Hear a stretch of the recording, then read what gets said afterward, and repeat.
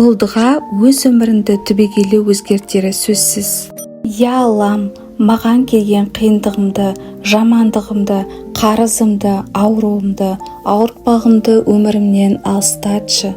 Я Аллам, өзіңнің кітабында келтірген немесе өзіңнің тылсым біліміңе жасырған аттарың мен Құранда жүрегімнің жұбанышы, көкірегімнің сәулесі болып келесің.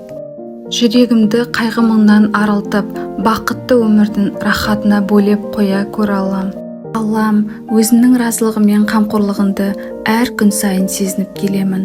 Соның арқасында өзіме деген сенімділігім артып, табысты берекелі болу бұйырды.